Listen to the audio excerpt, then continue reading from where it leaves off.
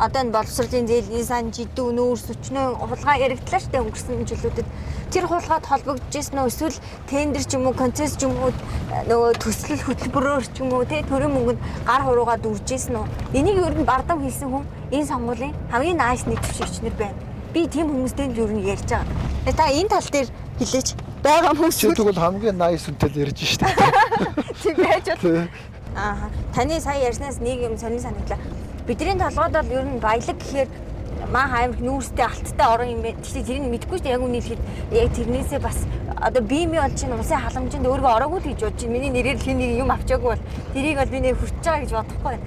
Тэгээ ингээд нөгөө талаараа баялаг гэхээр сүүл байд хүн нь баялаг гэлээд болсон. Гэтэл нэрээ ясаарсан чинь энэ тэгээ бидний идээд байгаа энэ малч өөрөө баялаг. Тэгээд малч нь өөрөө тэр баялагийг бүтээж байгаа хүн. Тэр үйлдвэрлэж байгаа үст. Тэгээ энэ өнцөгийг ерөөсөө биднэрт ойлгуулаагүй мэн тий. Тэгж ерөөсөө үйлдвэрлэл хийх боломж Монголд байхгүй л гэдэг. Та нарт ойлгуулаагүйгээр барах уу энэ төр засагт байгаа хүмүүс ч гэсэн өөрөө ойлгохгүй байгаа шүү дээ.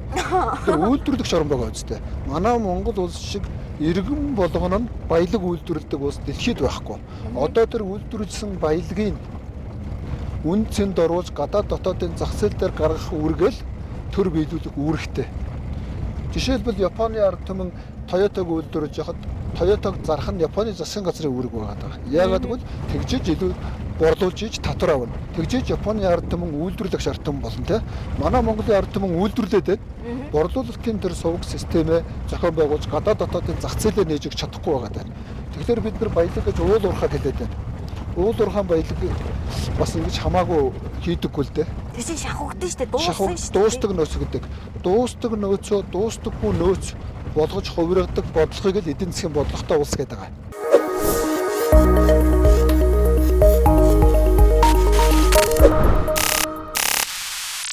Сайн мэцхан үзэгчдээ томчуудаас нэвтрүүлгийн шинэ дугаар ихэд бэлэн болсон байна. Бид энэ удаа Увс аймгийн ховд сумаас машин дотор нэвтрүүлгээ бэлтгэхээр бэлэн болсон байна. Өнөөдөр манай тушаар улсын их хурлын сонгуулийн 2 дугаар тойрогт нэр дэвшигч Банзрагчийн төвшин оролцохоор ирсэн байна. За миний урилгыг хүлээн авч манай машин суусанд баярлалаа. Баярлалаа. Үнэхээр ярилцлага тогтоо өгөх завгүй уулзалтаас уулзалтын хооронд явж байгаа учраас энэ машин доторх ярилцлага гэсэн надад бас их сонирхолтой байна. За тэгээд нөгөө бүсчлээд ийм орон зайн ийм хол зайтай болохоор ингээд бараг 100-150 км явж ингээд сум уулзалтууд болд юм шүү дээ. Ямар юм бэ ер нь?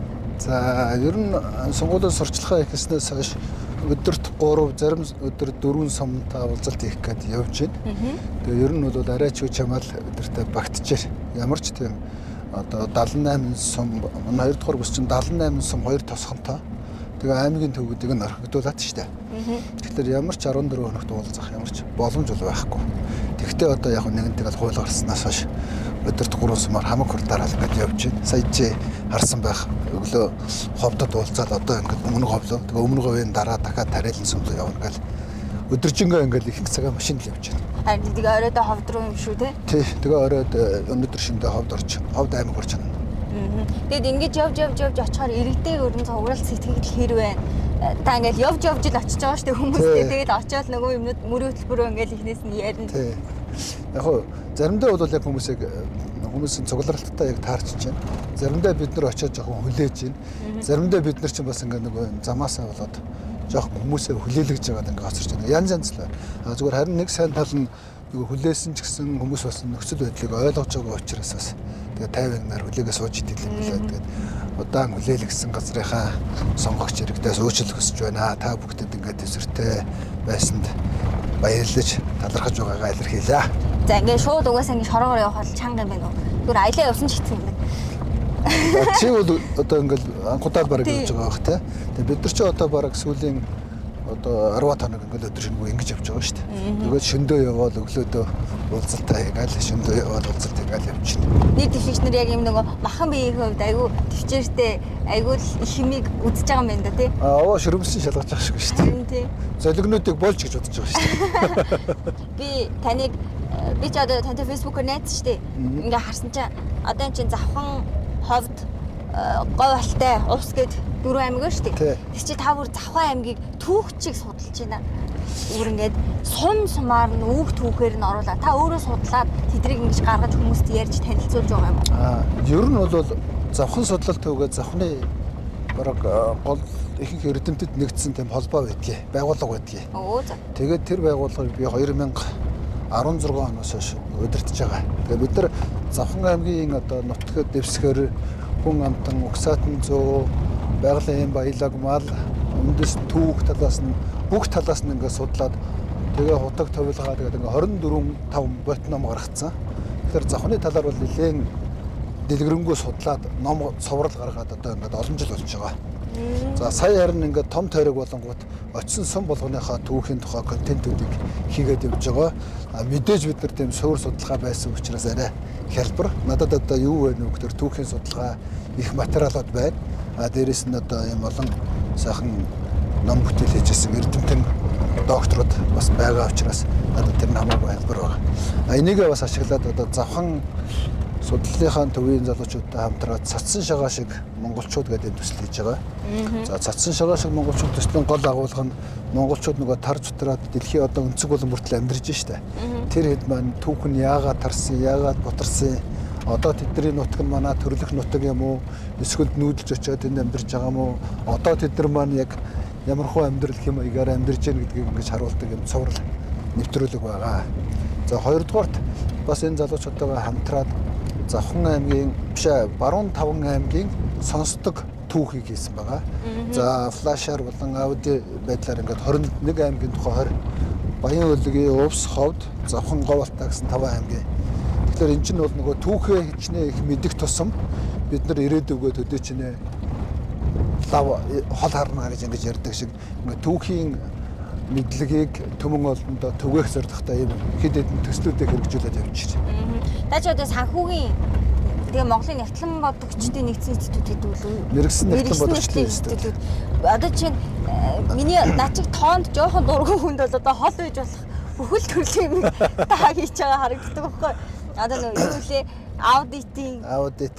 Тэгэхээр тэрний хажуугаар та одоо давхар түүхээс судалт юм. Тэгвэл таны үндсэн мэрэгжил та ер нь мэрэгжлийнхаа дагуу өдөө хүртэл хийж ирсэн ажлынхаа туршлагаас хэлээч.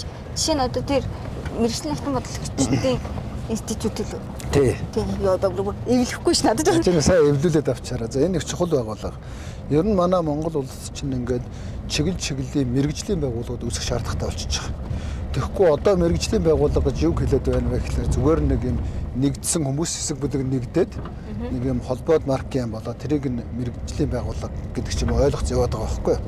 Тэгэхээр одоо гутал үйлдвэрлэгчдийн холбоо байдгүй байж болно шүү дээ. Тэр чинь гутлаа яаж үйлдвэрлэх үү гэдэг ч юм уу. Эсвэл одоо усандаа үйлдвэрлэгчдийн холбоо, арьс шир үйлдвэрлэгчдийн холбоо гэдэг. Энэ бол ерөөсөө нийгэмдэр байдаг холбоодууд. Энийг бол салбарын төлөөлөл гэж үзнэ. Мэргэжлийн хувьд бол одоо хуульчдын холбоо, санхүүчдийн холбоо, мэргэжлийн нягтлан бодогчдын институт гэдэг ийм олон байгууллагууд хийж гол зорилго нь энэ мэргэжлийг хөгжүүлж цэврээр нь одоо хэрэглэх хэрэгтэй. Одоо манай нягтлан бодох бүртгэлийн мэргэжил гэхэд манай Монгол улсад яг одоо капитализм, социализм хоёрынхаа завсарт гацсан байхгүй. Тэгэхээр одоо яг барууны сонгодог онлоороо энэ нь юу юм гэдгийг зөв болгож тэгээ энэ мэрэгжил зөв байж бидний төсөв санхүү, эдийн засгийн бодлого бүгдээрээ зөв болно. Тийм учраас энэ мэрэгжлийн байгууллагуудыг олон улсад их хөгжүүлдэг. Энэ мэрэгжлийн байгууллагаас нэлээд зөвлөж шийдвэрээ гаргаж явдаг. Тэгэхээр манай Монголд энэ мэрэгжлийн байгууллагуудын эрх зүйн орчин бас зайлшгүй бүрдэх ёстой. Тэгээ энэ талаар одоо манай Монголын мэргэжлийн нягтлан бодогчдын институт бас манлайлж явж байгаа гэж ингэж бодож байна. За мэргэжлийн нягтлан бодогчдын одоо яг институтын гол хийдэг ажил бол энэ нягтлан бодогч хүмүүсийн одоо мэргэжлийн зэрэг болгодог. Олон улсын мэргэжлийн мэдлэгтэй хэр төхөж явж байна. Олон улсад явж байгаа тэр мэдлэг мэргэжлийг мэдж гин үгүй юу гэдэг талаас шалгалт аваад илүү мэрэгшүүлээд тэгээ олон улсын мэргэжлөө төгсчихвэл ингээд цол болгодог. Та бол Монгол улсын мэргэжлийн нягтлан бодогчааг цол болгодог. Таныг ингээд яаж яах би таньдаг болохоор мэдээд байгаа зэ. Хүмүүс болохоор таныг ингээд яг яамаар ч юм дээ гэдэг шиг одоо мэдгүй байгаа даа. Мэдэх нь мэднэ гэхдээ тодорхой мэдэхгүй. Тэгээ би залуучууд юугаар хамгийн их мэддэг гэсэн чинь Завхан Brothers гэдэг баг байна тий. Та сагсан бөмбөг дуртай юм уу? Яагаад тэр багийг дэмждэг? Би ер нь бол сагсан бөмбөг дуртай. Бас нэлээд их тоглодог, сакс волейбол тоглодог, сургуулийнхаа авраг, аймаг сүмдээ авраг энэ төрөд орж исэн. Манай мэргэжлийн нягтлан бодогчдын институт ч гэсэн одоо мянган санхүүчдийн баг гэдэг ингээд бас маш их хүчрхэг спортын наадмууд хийдэг. Энд ч гэсэн олон удаагийн аваргаар орж ирсэн. Тэгээ яг хамгийн сүүл дээр нь Төв аймагт мэрэгжлийн тэмцээн тоглож байгаад хөлийнхөө ширэмсийг таслаад тэгээд тэрнээс хойш тоглохоо жоохон багасгасан. Тэгээд дараа нь бас волейбол тоглож байгаад нөгөө талынхаа ширэмсийг таслаад за ингээд одоо ер нь хэсэг завсралгаа авчаад байж байгаа. Тэгэхээр энэ утгаараа Сагсан бөмбөг сонирхдаг учраас Завхан Brothers багийн одоо хүмүүс санал тавьж байгаа одоо багийн эзэн болоод одоо ингээд 2 дахь 3 дахь удаа лигийн тэмцээнд ингээд оролцоод явж байна. Сая ингээд та Завхан Brothers-ийг дэмжиж явж гэнэ гэсэн шүү дээ. Бүгд ингээд таны дэмцэн баг хожоо бол юм уу та ингээд огшоол тий. Эсвэл таны хөрөнгө оруулсан ингээд хүмүүс гайгүй явангуудаа үгүй аваадаа гэж бодоод ингээд мэдээж гоё мэдрэмжтэй л байдаг байгаа шүү дээ. Тийм мэдрэмжүүдийг нь хэрэг авах уу? Ер нь авалгүй яах вэ? Ер нь гол нь тэр ингээд спорт урлагт ингээд хөрөнгө оруулж байгаа хүн гэдэг чинь гол нь тэндээсээ хүмүүст болон өөртөө кап авах гэж байгаа байхгүй. Тэр олон гоё залуучууд чинь ингээд тоглоод амжилт гаргахлаар бидний амжилт юм шиг те олон хүмүүс ингээд баярлахлаар бүгдээрээ ингээд баярлж байгаа юм шиг. Тэр Сагсан бөмбөгийн тэр гоё эмоц сэтгэл хөдлөл болоод үнэхээр амьдралын маш гоё юм маяг штэ. Тэгээд тэнд зааланд байж байгаа хүмүүсийн тэр орилж хашгирж байгаа, багтж байгаа энэ чинь бол хүний амьдралыг бол үнэхээр хачимгүй болгодог. Спорт урлаг сонирхдаг хүмүүсээс өөрөөсөө мэдэндээ таад. Тэр гоё эмоцоор тэрнгээр л одоо бид нар чинь бас ингэж сэтгэгдэж яг амьдрал бол өөрөө бүхэлдээ одоо тэмцэл биш юм. Амьдрал өөрөө юм жаргал юм гэдгийг харуулдаг гол зүйлийн нэг чинь спорт урлаг байна шүү дээ. Би ингээл одоо ингээд тань ингээ олон саналууд ирдэг байх л та тийм мэдээж ингээ Монгол хөрөнгө оруулагчдын нэг юм. Та ер нь ямар хүнд итгэдэг вэ? Яг тийм тодорхойлцсон юм байхгүй шүү. Танд нэг тийм арга барил нэг юм байгаа шүү дээ. Танд цаан чинь нэг тийм дөхөж очиод доошо буудаг ч юм уу юм байгаа шүү. Яг хүмүүстэй харилцах тал дээр бол би тийм тодорхой арга туршлага бол байхгүй. А яг тэр төсөл санхүү өрөөд ирэх юм бол би ч өөрөө санхүүгийн учраас бараг тэгээд тоо яриад хэлэхэд эхнээс нь бараг баримжуулаад мэдчихдэг. Тэгээд тэр утгаараа эхлээд тооноос өмнө тэр хүмүүсийн хандлага, харилцаа, сэтгэлгээ, мөрөөдөл, хүсэл зорилгыг сонсохыг хичээдэг. Тэгэхгүй яг тоо хараад ирвэл намайг давж гарахад хэцүү шүү дээ. Айгүй хэцүү шүү дээ бид чи өөрөө. Тийм тийм мэдчихээ сууж ах чи. Бүх юм мэдээд байхад чинь лаг тоо тавьчаад яваад байх чинь бас хэцүү шүү дээ. Шууд өгөөсгээд байж бас болдгоо. Нэр дэвшиж байгаа хүмүүс ч ер нь өөрийгөө олон таниулахтаа ер нь би тийм хүүхэд байсан 3 настай байхдаа амар лаг тэгжсэн л гэж хэлдэг шүү дээ. Ер нь аль та мэдэхгүй байгаа юм уу? Таны ер нь бага нас ер нь та багада хаана байсан, юу хийдэг, ямар хүүхэд байсан, аав ээж гэдэг нэг тийм бас хүмүүсийн нэг сонирхдаг тийм халуун дулаан сэдвүүд шүү дээ. Та тэрийгээ жоохон яриач. Тэгээ би Завхан аймгийн Баян хайрхан сумд төрж өсөөд 8 жил тэнд төгссөн. Тэгээ баг байхдаа манай ээж хөгжим багш байхгүй юу? Тэгээ энэ хөгжмийн дугуйлан ер нь гэр орноор дүүрэнд хөгжим байна. Хөгжимтэй л ойрхон өссөн дөө. Яотон, Яочин, Шанс, Ятга, Баян. За тэгэл ер нь бараг л бүхэл хөгжмөд яана. Тэгээ манай эгч дүүнэр ахнар бол бүгдээрээ л хөгжим тоглоно. Би ч гэсэн баг зэрэг Баян энэ төр тоглоо. Тэгээд ганцхан Касиамаас байвал бас сумын клубын бүжигээ уулахтайгаа. За аав маань сумын зоотехникч байж байгаад сүлдээ засаг дарахаас одоо Улаанбаатар хотод ороод ирсэн байж байгаа. Тэгээ ер нь бол аав маань өөрөө Орос, Англи төвд хэлтэй.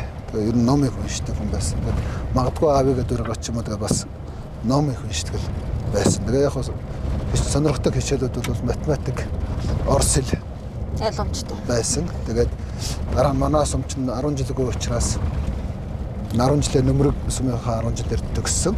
Өөр нь багасаа бас спортоор хичээлнэ л дээ. Сакс волейбол, ширээний теннис. Ер нь тэгээ хөдөөний хөгтөж тоглодгүй юм байдгүй шүү дээ, тий. Бүгдээр ингээд явна. Аймаг сумынхаа болон бүсийн тэмцээнүүдэд явна.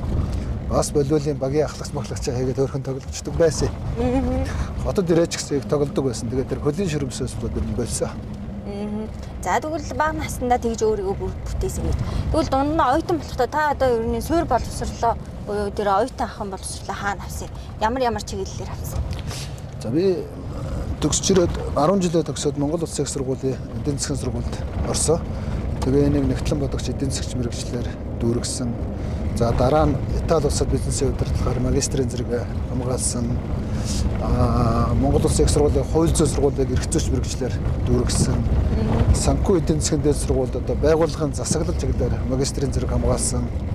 За гадаад дотоодод бас нэлээд хэдэн одоо ялангуяа мэрэгсэн нэгтлэнгийн одоо төрийн санхүүгийн чиглэлээр бол тэгээ энэ аудитын чиглэлээр санхүүгийн одоо програмчлалын чиглэлээр бол нэлээд хэдэн одоо мэрэгжлийн зэрэг сургалтуудад бол суусаа. За тэгээ одоо эдийн засгийн чиглэлээр ингээд докторат төгсөрөд явж байгаа. Та нөх уншдаг, сурдаг. Ер нь яг би мэдээд байгаа болохоор хүмүүс мэдгүй байгаа болохоор танаас асуугаад байна шүү дээ. Тэнгүүд бизнес хийж эхлэх тэр гараа гэдэг юм уу? Санаа хизээ яаж төрсөн? Танд багт чинь тийм амарлаг бизнесмен бол юм бол гэдэг амбиц байсан юм уу? Ер нь 8 10 дахь зөнгөд байхад авигаал дүүрээд юм уу ягаад чим юу л яжсэн шүү дээ. Нэг тийм математикийн багш ч юм уу урсгалын багш болох юм шиг л боддог л байсан. Тэгээ конкурс өгжсэн чи тэр эдийн засгийн сургууль руу конкурстад үзгээл. Тэгээ угаасаа математик орс хэлээр хэрэгсэн чинь нийгмийн чиглэлээр бэлтэл тэгэл конкурстад орсон. Дараа нь ингээд эдийн засгийн сургууль ингээд сурж явж байгаад болохоор энэ чинь хүний дадлал байт юм шиг л. Нэг тийм одоо хичээл хийгээд ингээд тгийгээд айхтар ихээсээ илүү багасаа сурсан юм уу ямар нэгэн тийм өөрийн мэдлэг ном аваад уншсан хичээлээ хийсэн л явдаг болохоос энэ бол дадлал юм шиг байна. Ямар нэгэн тийм айхтар том зориг мөрлөг байгаагүй. Тэгээд 10 жилд байж байхдаа яг бидний үед чинь нэг тийм Монгол улс чинь их юм амар өлсгөлн хөнсний хомсдолд орсон байхгүй. Тэгээд бид нар чинь нөгөө хөдөөний бас жоохон чирэгдээ хөвгдөд байгаа шүү дээ. Ноос моос ах нарын ноос моосыг ачиж өгнө. Тэгээд нэг хөлс авна. Тэгээд тухайн үедээ одоо бараг би нэг тоогийн ч барс мартчихжээ нэг бараг 500-а төгрөгтэй болцсон. Тэр чинь асар их мөнгө байхгүй. Ноос ачаад тэгээд дэлгүүр рүү орохлоор давснаас өөр юм байдаггүй. Тэгээд анхны бараг хөрөмтлөл дээр 10 дугаар ангид байхад л үүссэн болов гэж боддгийг. Тэгээ хотод орж ирээд энэ бензин толоо молооныг зарна, жимсний 8 юм байдаг. Миний анхны одоо хийжсэн бизнес бол жимсний 8. Чи анзаардаггүй энэ дээр чи баг басан байхад энэ Sky гэдэг нэг дэлгүүр нэгдээд одоо тэр Чингис очдуудлын энд. Тэгээд манай монголчуудад анхудаа нөх олон төрлийн жимс үзүүллээ шүү дээ. Тэр жимсийг чи анхлаад би нийлүүлж байсан. Тэгээд тэр үед чинь энэ миний дэлгүүр 8 гэсэн дэлгүүрүүд бас жимсний 8 байдаг. Би урдаас бас хэдэн найзуудтайгаа хамтраад жимс оруулж ирээд зардаг. Тийм бизнес эрхэлдэг байлаа. Миний анхны бизнес юм уу те? Оо хэвчээ сони юм. Гэхдээ юу лаг том гэсэн дээ. Таны ч зүгээр жимс зараад үтцсэн болов чи шууд нийлүүлэгч болж орж ирсэн шүү дээ. Томоохон дэлгүүртэй. Тий, ер нь бол эхнээсээ гэж дэлгүүрийн бэлтгэн нийлүүлэгчээр л орж ирсэн. Грэт компанид орж ирсэн.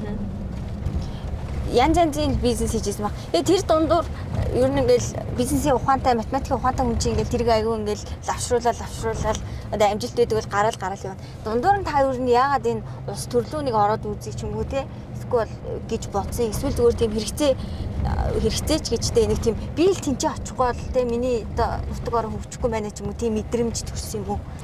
Энэ ардчилсан намд бол би бол анхны ардчилсан залуучуудын холбоо анханасаа байгуулахад нь л би анхны одоо хандивлагч гишүүн, анхны үүсгэн байгуулагч гишүүнгүүд явж байсан. Гэхдээ нэг тийм идэвхтэй бол яваагүй. Тэгэл гол үйл ажиллагаанд нь орчоод явж идэг байсан. Тэгээ 2008 онд хан улс дүүргийн иргэдийн хуралдаар анхудаа дүүргийн төлөөлөгч болсон. 12, 16 онд бас нийслэлийн төлөөлөгч болсон. Тэгээ ер нь яг хуу энэ их хуралд байж байгаа одоо энэ төрийн гаргаж байгаа шийдвэрүүд бол үнэхээр бас мэрэгжлийн бас байна л да. Одоо энэ төмөн болноос татвар авчаад яг юунд зарцуулж байгаа юм тийм ээ. Одоо тэр бизнес эрхэлж байгаа хүмүүсээс маш их хэмжээний татварыг хурааж авч шүү дээ. Тэгээ энэ татвар хурааж авч байгаа арга нь ч гэсэн өөрөө маш их хатуу ширүүн.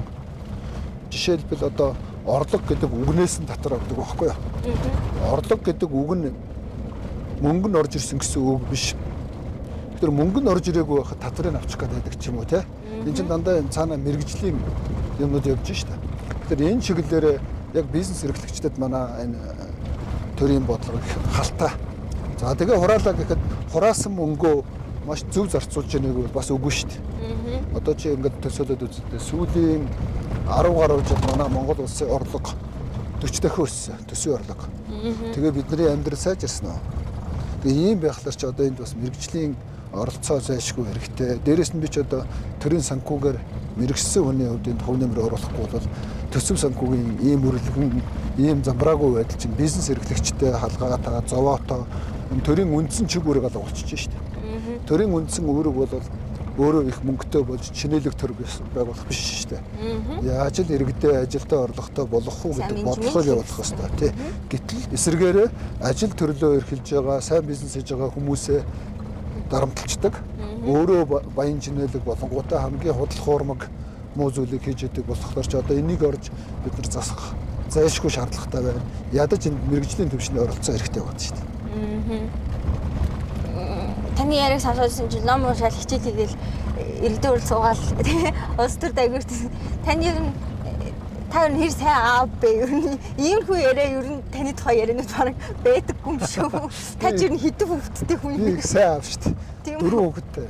Тэгээ одоо манай хүүхдүүд бол байн гуцаар ярина, тоглоно. Ер нь би одоо хүүхдүүдэд загнаж үзээгүй. Их эрхлэх байх гэж их эргэлдэггүй шүү дээ. Гэхдээ яг хоёр бага нэрэл эрхэл, баг багтай эрхэлдэг, том болохоор тэгэл нэг духан дээр өсөлчөл явж идэв. Ер нь тэгээ яг гэр бүлийн их дулаахан зөөлөн уур амьсгал дотор би өөрөө өссөн. Манай гэр бүл ч гэсэн өөрөө тийм ямар нэгэн тийм хатуу ширүүн уур амьсгал байхгүй.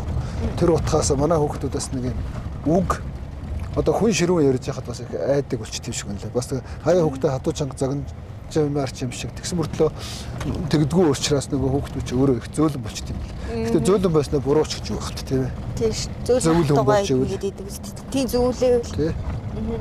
Одоо нөгөө нэг залуучууд сүлүүд одоо ингээл айгу зөв хүн хайгаад шүү дээ. Нэг ямар л мэдэхгүй нэг зөв хүн хайгаад байна. Тэр нь одоо боловсралтай юм уу гэхээр боловсралтай хүмүүс нь урмыг хугаллаа тий. Одоо магадгүй ёс зүйтэй одоо өөрсдийг зөв гэж бодсон нэг хэсэг нэг Харвард гэдэг сургуулийг сонсохоор аим гой сонсогдоод гэсэн. Тэр хүмүүс нь урмыг хугаллаа. Одоо нэг джентльменүүд гэдэг урмыг хугаллаа тий. Тэгэл байж болох бүхэл хувилбараар одоо чинь би чинь 28 настай гэхээр тодорхой хэмжээнд харсан байна шүү дээ нийгмийн байр байдлыг. Тэгэхээр энэ бидний хайгаад байгаа зөв хүн гэж юу нэг ямар хүнийг хэлээд байгаа юм болоо таны бодлоор та одоо чинь бидний шиг залуу байхдаа зөв хүн гэдэг ямар хүнийг төсөөлдөг байсан бэ? Яг нь ер нь бол энэ бид нар ч одоо Монголын нийгэмд амьдрын шүү дээ. Тэгэхээр энэ Монголынхоо нийгмийг маш сайн ойлгодог нийгэм дотроосоо байвал хүн хэцүү болох байх.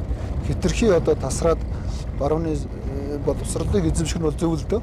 Тэгээ барууны боловсрол эзэмшчихэд Монголынхоо нийгэм соёлтой дасахгүй бол энэ чинь бас болохоо очиад шүү дээ. Тэгэхээр яг энэ нийгмийн амьдралаа ойлгохын тулд түрүүний чиний асуугаад байдаг тэр түүх гэдэг чинь бол яалтчгүй бид нар Монголынхоо түүх, соёл, өв уламжлалыг төрж иж бид монголчууд дэлхий дээр яах гэж байдгийг, яаж амьдрч ирсэн, Монголын иргэдийн ахуй амьдрал, соёл нь яагаад байдгийг нөгөө талаасаа энэ барууны эдийн засаг, хууль эрх зүйн маш том өндөр боловсролыг бас дэлхийн нийтэд хөл нийлүүлэх ёстой. Энэ хоёрын хослолыг зөв хийж ижил явахгүй бол Монголыг баруунжуулах нь бидний үүрэг биш. Монголыг бас дандаа хэтэрхий үндэслэхийг байлгаад гадаад дотоодоос одоо хөл нийлүүлэхгүй хааж хүмгэх нь бас бидний зорилго биш. Тийм учраас орчин үеийн мэдлэг боловсролын барууны өндөр одоо мэдлэгийг бол мэдэх ёстой. Нөгөө талаасаа яг энэ Монголынхаа одоо амьдралын нүүдэлчин амьдралынхаа хэм маягийг бас судалж ээж энэ дээрээ тэр хоёрыг хослуулж амьдрахыг л одоо зөв амьдралын хэм маяг гэж бодож байгаа. Түрүүн хүүхэд ярьсан манай том хүү одоо энэ Австрал сурдгийг Австралийн Сидней хотод UNSW гэдэг сургуульд эдийн засгийн чиглэлээр сурдаг. Тэгээ саяхан дөнгөж манай дараагийн охин төгсөөд явсан. Австралийн Сидней их сургуульд эрх зүйн чиглэлээр бас сурж байгаа. За тэгээд манай 3 дахь хүү болохоор энэ бага охин хоёр дунд сургуульд сурж байгаа. Бага нь одоо 9 настай. 4 хүүхэдтэй. 2 охин 2 бэнттэй гэсэн үг. Би таныг сүүлийн үед уран бүтээлч гэж бодох болсон. Ус төрж гэж бодож амжааг байх та. Тэр нөгөө хаан заяатай гээд орчлон дээр нөгөө багшаа яагаад энэ дуу ингээд зохиос ингээд асуудаг гэсэн сүйд бодсон чинь хүн болгоныг л одоо хаан заяатай байгаас гэж төвшин ч гэсэн тэгж бодож энэ үгээ битсэн байлгүй гэдэг хүний төвшинг би таныг гэж бодсонгүй. Тэгээ та чи хит хитэн дууны үгтэй юм шүү те. Яагаад дууны үг бичиж гэж бодсон? Тань нэг тийм юм бичих нэг жоохон юм төрөөд байдаг юм уу? Тэг яг ер нь түүх судалдаг хүмүүст хаяа нэг тийм юм огшил орж ирдэг байхгүй юу? Юу мөрөөдөс шүү дээ. Хүн болгон одоо ингээл бие биенийхээ дээр гарч тэгэл нэг сайн муугаа дуудаал мундаг амтан болох гол ингээл явж байна. Тэр мундаг амтан болох гол яваад байгаа тэр зүтгэл нь өөрөө яг үнэн чанартай зовлон байхгүй. Бүгдээрээ л уг нь ингээл яг тэнцвэрхүү сайхан жаргалтай байж болдгоо юм уу? Тэгж л бодож битсэн. Тэгээ тэр дуу чинь их эрт бүтсэн юм аа. Тэгээд Боцог бахтар клипэн дээр нэрээ тоглож байгаа. Нэг олон хүмүүс ингээд эрхийн урууг золгоолоо шүү дээ. Тэгээ би тэр клипэн дээр нь очих завгүй боцог байхгүй. Чи дууныхаа клипэн дээрээ тоглоодог гээд дуудаад болохоо байгаад гүй яхаа та тэгэл болгочихлоо гэдэг юм. Тэгээ чи тэгвэл энэ дуу ингэсэн гэдэг нэг үг хэлээдэг. Бас намайг болдог. Тэгээд боцог бах өөрөө араагаад тэгж хэлж байгаа байхгүй. Амар арга болсон мэт төвшин гэсэн тэгж бодож. Тэгээ тэр дууг намайг мэдсэнийг ер нь хүмүүс мэддэггүй шүү дээ. Тэгээ харин сүүлд мэдснийхаа дараа тэрийг сонсоод чи юм биш тэ гэдэг байхгүй. Хаан заяатай орчлон дуунаас өөр бичсэн дууны үг байгаа юм танд? Хэд хэдэн дууны үг би зүгээр хоёрыг хэлж шээ болгож хэлээ тий. Очрооны шалгаж хэллээ их байгаа юм. Дуу болж чадахгүй муу шилгэнэт байгаа юм чинь яа. Тэгээд очрооны үлэг гэдэг манай Морин спорт байштай холбооны одоо сүлд дуу болгож байгаа нэг дуу байгаа. Морины тухай. Тэр дууг манай Боцог бах тэр Батнэрл богшор 3 дуулсан. Сүлд манай Жавхлан төгс бас арай өөр жанртай болгоод их сонирхолтой дуулсан. За давсан самбууган шулаг жонцноруугаа Завхан нутаг минийхаа гэдэг 3 бадаг ай дуу байсан. Тэгээ Боцог бах тэн дээр санал тавиад чи нэг 3 бадаг нэмчих тэгээд 6 гавьятаараа дуулуулчмаар байна гэд. Тэн дээр яг 3 бадаг нэмсэн. Тэр бол миний шүлэг гэхээсээ илүү давсан самбууган шүлэг байхгүй. За тэгээд дуу ус нь нэг юм байна. Одоо нэг бас нэг шин дуу өчөж байгаа. За тэрийг нууцлчаа. За тэгээ тийг бас татагдаагүй байна. Би 4 жилийн өмнө тантай уулзж явах та ингээл нөгөө бяцлаглалын тухай яг ийд судалж уншдаг байлаа шүү. Байсан юм билээ та. Би тэр үедээ сайн гүнзгий ойлгохдаггүй л байсан л та. Гэхдээ та ингээл аюу тэрэндээ нэг тийм дуртай яриад байсан шүү дээ. Тэгсэн чинь хоёлаа чи нэг анги те буддын ухааны ангийн нэг анги философи нэг анги байлаа шүү дээ хоёлаа. Тэгээд чи сая төгссөн. Би жоохон улирцсан шүү дээ. Та улирцсан. Би нэг жил гаруй яваад сүүлийн хагас жилд нь үнэхээр сонгуул ажиллуулад амжаагүй. Гэхдээ улираа дараагийнхаа ангидаа суун шүү дээ. Тэр чи уусаа дээд ангийн хөхөд очлоо шүү дээ чи одоо. Би чи одоо энийг чаддаг нь л төгсд юм байна гэж байж шүү дээ одоо. Чадаагүй өчнөө хүн байна. Тэгээ би чи диплом авах зураг мөрөг авах Монголоор нэгэн боллоо шүү дээ. Тийм байлаа шүү дээ. Манай ангийнхан бас байгаа тий. Тийм манай ангид олон хүн байгаа. Тэр ангид юу н сурснаар танд юу нөө хувь хүнд чи ямар өөрчлөлт гарсан бэ? Би болохоор тэр дунд нөгөө сэтгэл хөдлөлөө дарах гэж ингээд хичээхээ болсон. Уурлахаа болиг гэлээ. Ирч хүчтэй бай, зөрөгтэй бай юмэ гэж өөрийгөө тийм шахахаа болоод нэг болж байгаагаар нь хүлээж аваад байгаа юм шиг нэг ертөнцийн 8 номд орохгүй амьдрий гэж бодож байгаа. Танд юу ямар хувь хүн ямар өөрчлөлт гарсан? Ер нь бяцлаглаар олон жил оролдож байгаа л да. Тэгээд энэ нөгөө бид нар шиг юм одоо математик, логик нь хөгжсөн хүмүүс ч өөрөө яг бяцлаглалын амьсгалыг мэдрэхэд бол хэцүү юм билээ л да. Гэхдээ оролдоод байгаа. Нөгөө арга билгээ тэнцвэрлэнэ гэдэг шиг те. Манайс ч одоо ялангуяа энэ хэд логик хөгжсөн хүмүүс ч юм бол тэр зөөлөн талаа хөгжүүлж чаддаггүй, бэлэг талаа хөгжүүлэхэд бяцлаглаар их муу сур төвшиг байлаа шүү дээ. Тэгээд энэ олон ном судар судалж байгаа. Тэгээд нараа гигантны тэр онлайнаар нэлээх орсоо. Тэгээд тэр чинь ороод тэгэл цаг заваасаа болоод ихэвчлэн бас тасалчаал дараа нь нөхөж үзэл ингээл явж байна. Ер нь яг энэ хүмүүс өөрөө энэ буддын сургаалуудыг сонсч иж хүн өөрөө өөрийнхөө амьдралын хэм маяг үзэл баримтлал тэгээ энэ бодол санаа уур хилэн уцаар үлсэд цадах гэдэг бүх зүйлийг бүрэн ойлгох тэгээ түүнийгээ таньж мэдэх чадвартай болдго юм болов. Гэтэ би одоо улирцсан үнэг том юм яриад явах гэдэг. Төгссөн үнийг хайж таасахгүй яаж наад биш юм гэдний дипломын хөндлөж байгаа. Харин тийм нэг учраас ингээд энэнийг энэ хэсгээр одоо олон юм ярихаас бошгоход зогсоохгүй болов. Нэг яг ихтэй ер нь монголчууд бүгдээрээ л мориндаа хайртай л та. Гэтэ би ингээд энэ тэнэгээр явж байгаа таныг моринд хайртай гарч ийн хүмүүс их мэддэг юм байлээ. Тэгээ та морин малтай их ойрхон хүн үү? Би гэхдээ энэ талаар чинь сайн мэдэхгүй лээ. Би ч нөгөө өдөө суманд орсон учраас морин малтай ойрхон. Гэтэ бүр ойрхон хүн яаж бол бүр өдөр шөнөгүй биш л те. Гэтэ бас ингээд морин малтай одоо ядаж сонгонд явахдаа морь унаад явдаг жишээтэй байлаа л да. Тэгээд энэ Завхан аймгийн Очрооны бүлэг Морин спорт байштай холбооны тэргүүнээр 2016-7 оноос хойш ажиллаж байгаа. Тэгээ илүү уяачтайгаа их ойрхон ажилдаг. Ер нь бид нар ч бас их олон зүйлийг хийсэн. Ер нь бол энэ уяачтай хандалаар, муулмаар, хурдны чиглэлээр, ихтгэлцэл нөхрөлийн талаар. Тэгээ яг одоо ч шашин ярьсан дээр мөр ярьчих тийм ээ. Хослуулаад нэг ярихэд манай Завхан аймгийн Морин спорт уяачтай холбооны уяачд бид нар ингээд эвтэй найртай байснараа улсад манай Завхны тод манлаачдын тоо нэмэгдсэн болов уу гэдэг. Нөгөө Тумбашийн үлгэр шиг болох гэдэг шүү дээ тийм. Тумбаш нэг эвтэй дөрвөн төрлийн өөр төрлийн амьтан их эвтэй нартай байхад байгаль дэлхий зогсолдож хур бороо цагтаа бууж нар сайхан гарсан гэж нэг ярьдаг штэ. Тэр шиг уяачид зохны уяачид бид нар эвтэй нартай байж Тодмонлогийнхон тоог өсгөж Монгол улсын хэмжээд одоо Тодмонлогийнхон тоогоор 2 дээр ордог болсон болоо гэж боддөг штэ. Оо бас тийм бас юм байдаг. Би тэгжил бэлгшээж байгаа. Аа. Тэгвэл тийм том нэг бас тийм л бахта ямар нэг юм хүмүүсийн сонирхож байгаа хобби мөн л юм чи тий. Тэгэхээр чи нөгөө буддынхаа шашны сургаалтай холбоход одоо тэнд эвтэй найртай байхад тэнд нэг амжилт гарч ирнэ гэж бодод байгаа шүү дээ. Аа. Шүтэн барилдлагаараа утга учир юм тий. Тэгэхээр дээд ангийн хөгтөл чи одоо наад утгаараа тайлбарлаж өгөх нь. Ер нь ингээ уяачд гэж ярьсан чинь санаанд орчлоо. Одоо та тэр тусмаа энэ орон нутагт те малчид одоо голчлон байдаг тойрогт нэр дэвшиж штэ. Тэгээ ер нь малчдын аж амьдралыг хүн болгоо ингээд шүүрч авч ярьдаг сэдв мөн үү гэвэл мөн штэ. Тэгэл нэг зээлийн хаана гэж нэг бол ярьдаг. Тэгээ нэг бол ноолуурын үнэтэй болгоно гэдэг эсвэл махын ченжээр дамжуулахгүй гэдэг нэг ийм л гурван юм ярьдаг. Өөр юм ерөөсөө огт ярьдаггүй. Та ер нь малчдтай уулзахдаа ер нь мөрийн хөтөлбөрийн айл өнцгөөс нь ямар шүү ойлголт өгж уулзж байна. Яг нь мөрийн хөтөлбөрөөс ярихаас гадна энэ малчид хинбэ гэдгийг хэдүүлээ ярих хэрэгтэй. Малчид хинбэ гэхийг ярихын тулд Монголын эдийн засгийг одоо бүгд нь ойлгох хэрэгтэй байгаа байхгүй юу? Тэгэхээр манай Монгол улсыг хөдөө аж ахуйн орн гэж нэрлэдэг. Үнэхээр мал аж ахуйн орн багхгүй юу?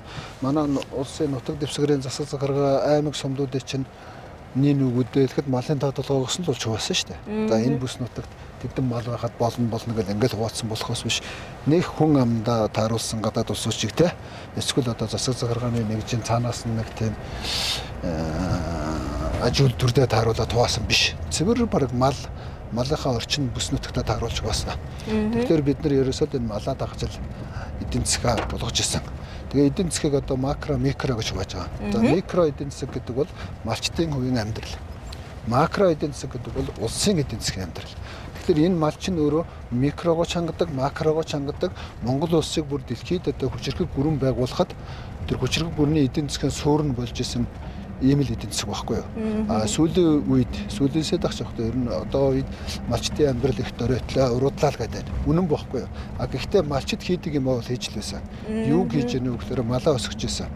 10 хоног 20 болгож байна, 20 хоног 40 болгож байна. Нийт том зургаараа Монголын мал өсөж байна гэдэг чинь Монголын эдийн засаг өсөж байна гэсэн үг макро түвшин дээр. Микро түвшин дээр тухайн хүний малын тоо толгой өсөж байна чинь тухайн хүний ахуй амьдрал дэвшилж байна. За энийг бол үйлдвэрлэл гэдэг өнцгөөс нь харъя. Бараагаа сайн үйлдвэрлэж байна уу? Үйлдвэрлэж байна. Бараа үйлдвэрлэхийн тулд тэднэрт зээл хэрэггүй байна те. Бүтээгдэхүүн үйлдвэрлээд байна шүү дээ.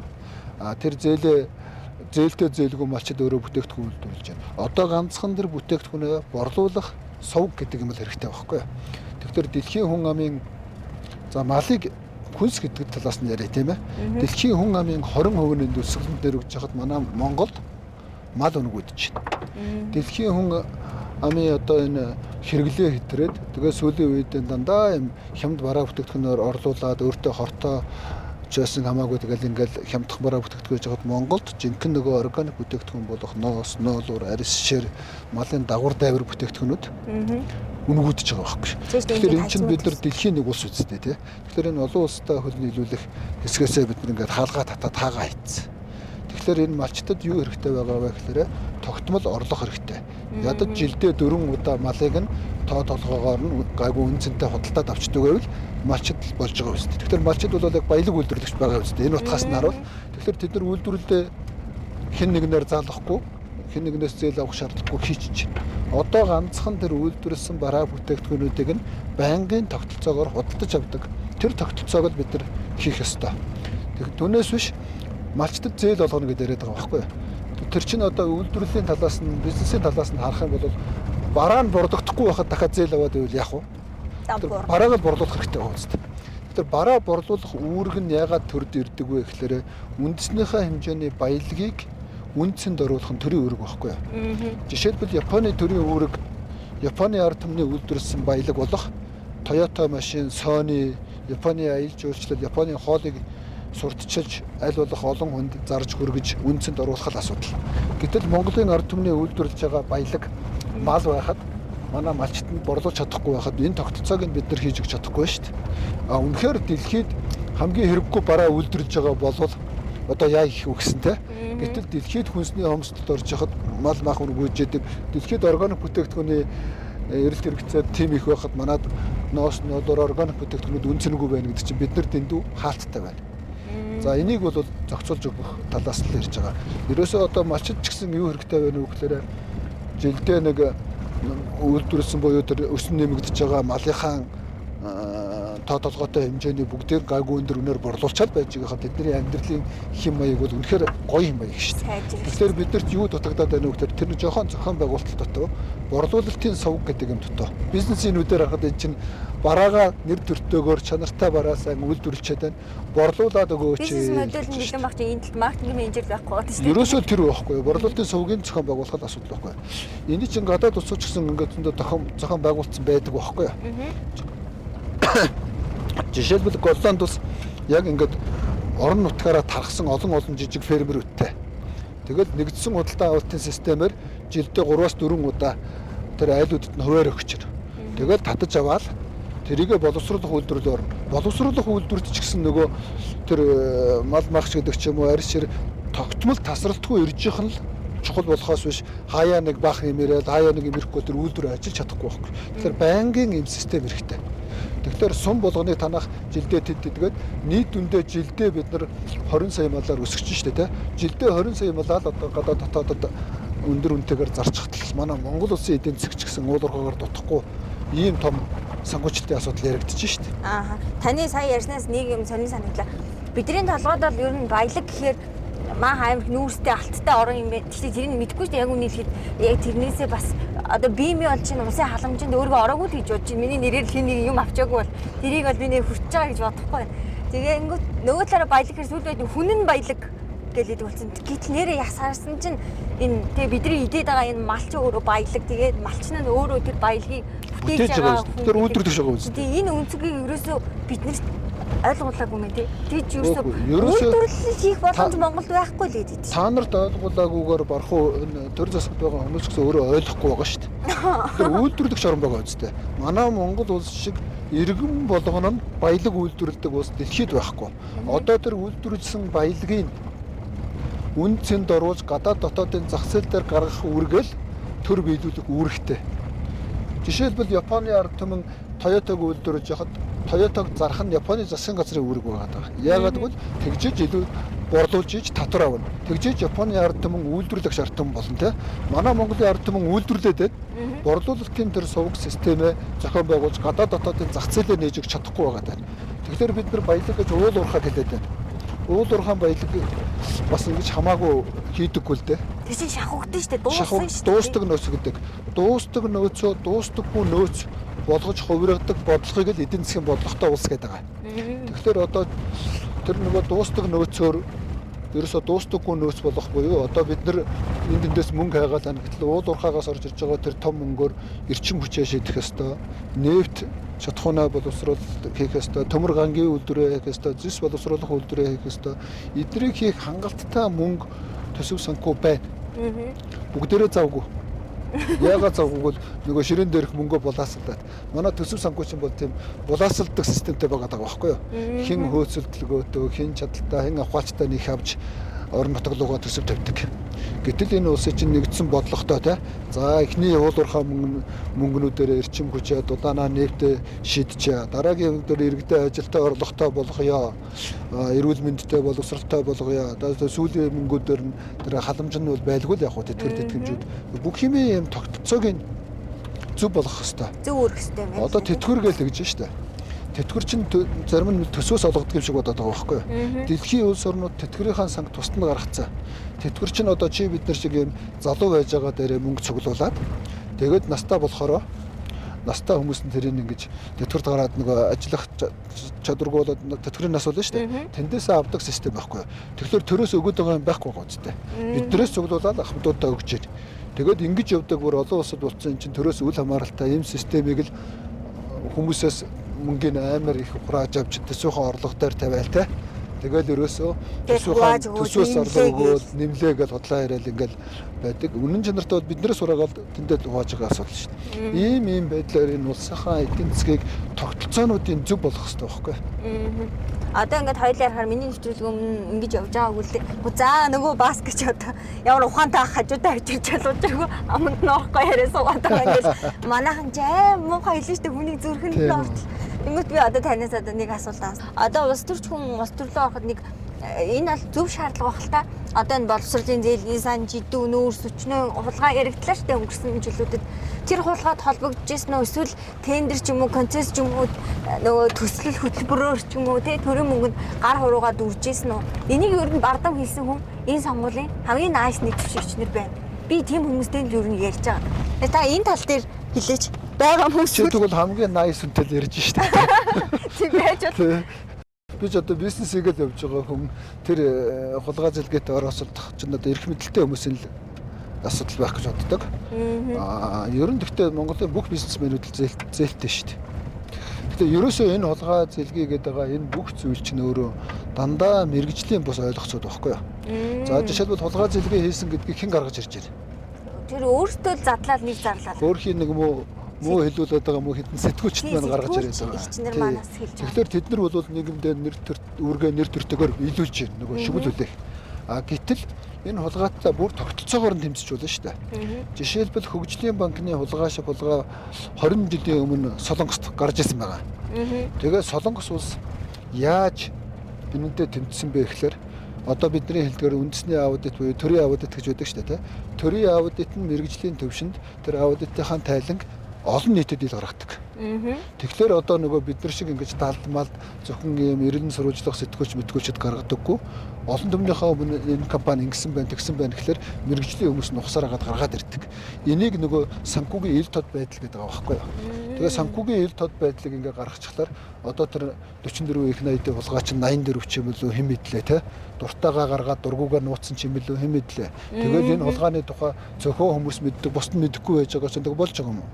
Яг энэ хулгайг мэрэгжлийн төвшөнд хэн гаргаад ирцээ? Тэр бичиг цаас нь хаана байна уу?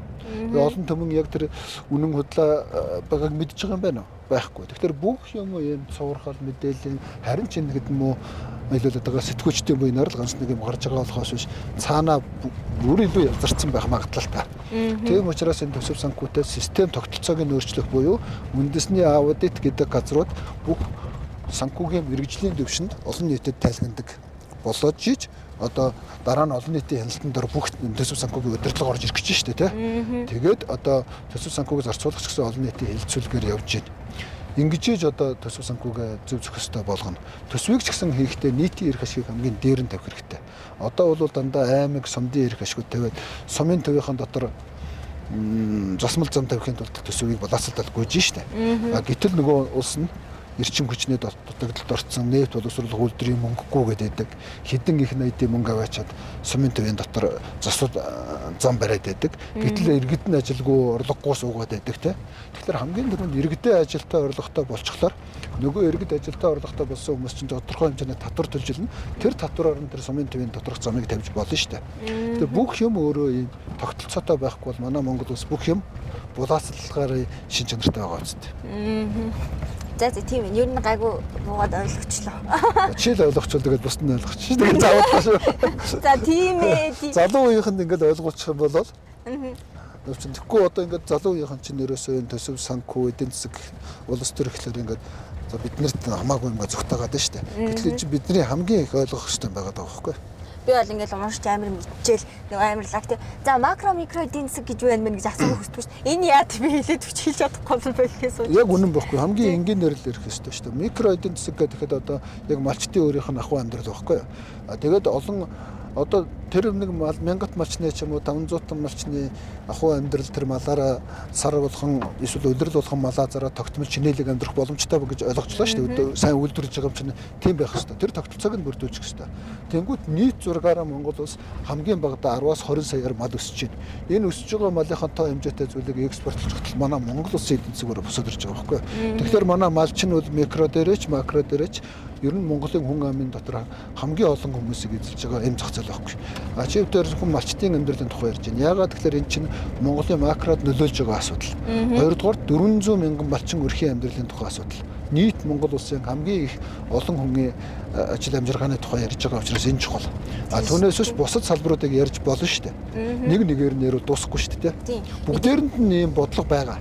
Тийм. Бид нар чинь 100 ингээл амар хөдөөмийн сайхан, өстой малмын сайхан, малчмын сайхан гэчил үйл яг үнийг засаа цэвэрлж яхад нь юу болж байгааг бид мэдэхгүй шүү дээ, тийм. Тэгтэл малчтад яг үнэндээ жилдээ 4 удаа малаа зарил гэж хүсэж байгаа тооныхоо малыг гайгүй өндөрөөр зарчдаг байвал тэд нар хинээс гоохгүй байгаа үст. Тэгэхээр баялаг үйлдвэрлэгчтэй бид нар ойлгохчгүй, танихчгүй тэгэл бараг тэднийг зүгээр зээл авчих гэдэг байгаа ч одоо зөв юм уу? Тийм. Юу гэсэн үг юм те? Тий. Чи ч гэсэн одоо ингээд жижиг дунд бизнес хийжсэн бараа чинь борлогдохгүй байсан чинь зээл авгээд байвал авах уу? Чи бараагийн бээр борлуулаад өгөөч гэдээ орилно үсттэй. Борлуулахад туслаад өгөөч гэдэг нь үсттэй те. Гэтэл бараа чинь гадаадын зах зээл дээр амар үнэтэй үйл явах уу? Монгол хонь хятадын хэл рүү гарахад л 6 дахин өндөр байна шүү дээ. Дотоодын зах зээл дээр ч гэсэн Улаанбаатарын өндөр үнэтэй мах идэв те. Малчид хямдхан үнэтэй зараад байна. Дунд нь ченжүүд хожиж ийн гэдэг байгаа байхгүй. Гэтэл ченжүүд хожоогүй шүү дээ хөрхий. Тэд нар чинь байгаа мөнгөнийхөө хэмжээгээр ингээд мал цуглуулж байгаа. Цуглуулж Улаанбаатарт очиод 2 нуглаад зарсан чинь хамаг зардал нөгөө цуглуулах зардал нөгөө шатхуун нөгөө тэр цуглуулан бэлтгэх тээвэрлэх боловсруулах бүх зардалд нь орчиж байгаа байхгүй. Тэгээ эцсийн дүндээ энэ үр ашиггүй тогтолцооноос хэн хожиж гэнэ үү? Оросын холбооны улс буюу нефт боловсруул шатхуун зарж байгаа улс л очиж байгаа үстэй тий. Тэгээ энийг л одоо бүтээмжгүй эдийн засаг гэж хэлээд байгаа нь шүү дээ. Инженеэр ярих юм бол тий. Зам одоо бүр амар тань дотор мохор гэж би бүр дотор мохор гэж үнцэн ажиллаа марчихлаа. Юу шүү дээ. 10 хэд өнөг явж байгаа. За нийтдээ 3 дахь сар явж гэнэ үү те? За 3 сар явж гэнэ. Тэгэхээр дотор муухай гэдэг үгийг мартчих. За амжилт хүсье. Та тэгээ одоо яваад байна шүү дээ. Одоо ч хэдхэн хоног дууслаа да. Баярлалаа. Гоо одоо хэдхэн хоног явах. Тэгээ явж л байх юм. Явж л байх. За өнөөдрийн томчуудаас нэвтрүүлгийн зочноор Улсын их хурлын сонгуулийн 2 дугаар тойрог буюу Ховд, Завхан, Ус, Гойлтой гэсэн 4 аймгийн одоо тойрогт нэр дэвшиж буй банзрагчийн төвшин захирал маань оролцлоо. Тэгээ бид хоёр олон сэдвийн талаар ярилцлаа. Аль болох энгийн тэгээд нөө эртнээс нэгийг мэддэг учраас те нэг нь амар ингээд цомцоо нөгөөх нь амар ингээд авах яг дундуур нь ярьлаа гэж бодож байна. Баярлалаа. Буддын шашныхаа дээд ангийн одоо онц сурлагтны охинтойгоо ингээд ярилцлага өгсөндөө баяртай байна. Баярлалаа та бүхэнд. За тэгээд амжилт хүсье. Баярлалаа.